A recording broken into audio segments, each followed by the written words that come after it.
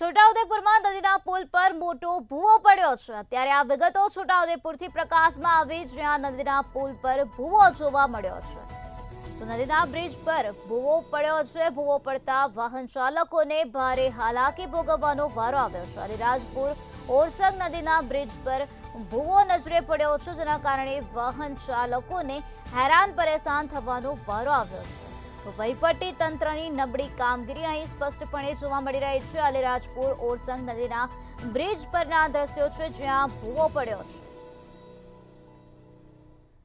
હાલ આ મહત્વપૂર્ણ સમાચાર સામે આવ્યા, જ્યાં બ્રિજ પર ભૂવો પડેલો નજરે પડી રહ્યો છે। વાહન ચાલકોને હાલાકી ભોગવવાનો વારો આવ્યો છે। છોટાઉદેપુરના નદીના પુલ પરના દ્રશ્યો સામે આવ્યા છે।